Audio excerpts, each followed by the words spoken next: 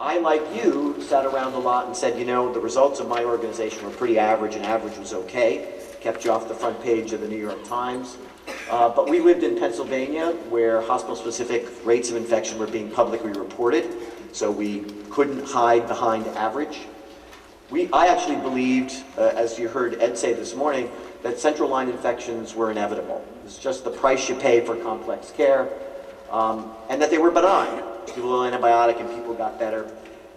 And the other little dirty hidden secret was I actually realized they were an accompaniment of outlier payments to the hospital, and so we actually probably made more money when cases were complicated by these infections, given the perverse nature of the reimbursement system. That's what I thought. So how did I change?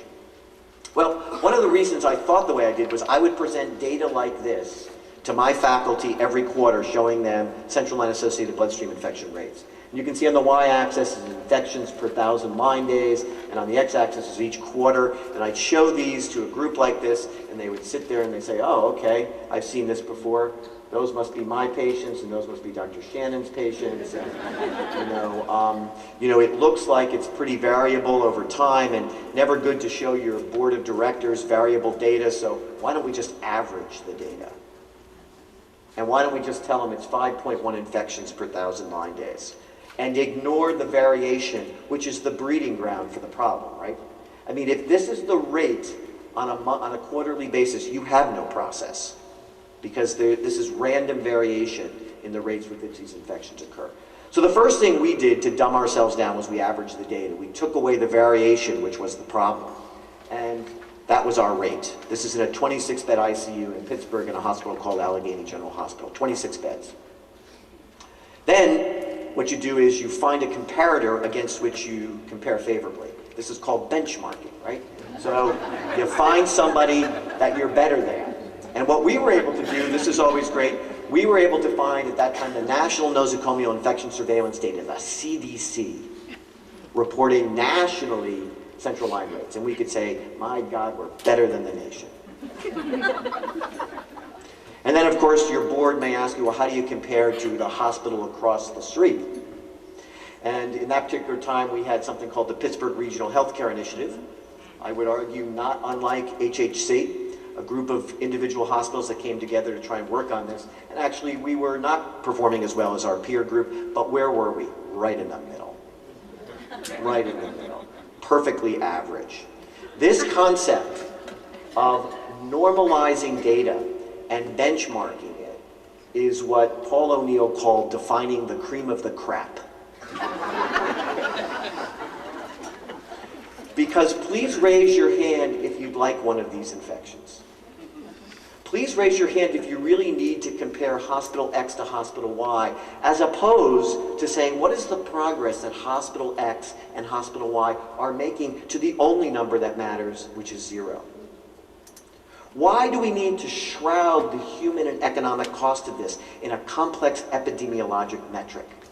5.1 infections per 1,000 line days. 5 patients, 50 patients, 500 patients. What happened to them? How can you engage a workforce with a metric that says per 1,000 line days? What the hell is that? I can put several hospital epidemiologists in the room and they'll argue about that. That doesn't engage a workforce. Data must be actionable. It must be decoded in its human element. And so the first thing we did was we actually said 5.1 infections per 1,000 line days was actually 37 patients who got a total of 49 central line infections. That meant about 1 in every 3 got at least 2. We used a lot of central lines. We had 1,753 admissions to these 26 beds. About 2/3 of our patients had a central line for at least 12 hours. This was an ICU, so pretty high utilization of central lines.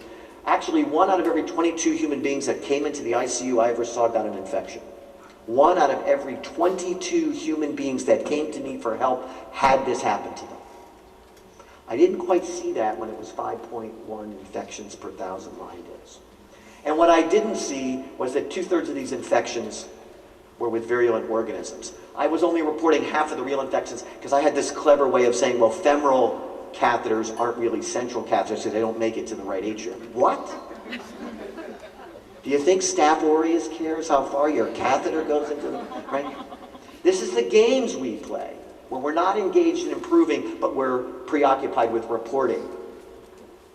And if you're a leader and 19 of the 37 people die on your watch, I would argue that is what keeps me up at night. Not 5.1 infections per 1,000 line days. Decoded data expressed in the human element, which is this tragedy. That is what workers get engaged about. So another tip I would suggest, because I saw a number of you raise your hands about how many of you have data there, I talk about the human beings and I tell their stories. That's the way to engage the workforce. That a metric is hard to get your heart rate up about.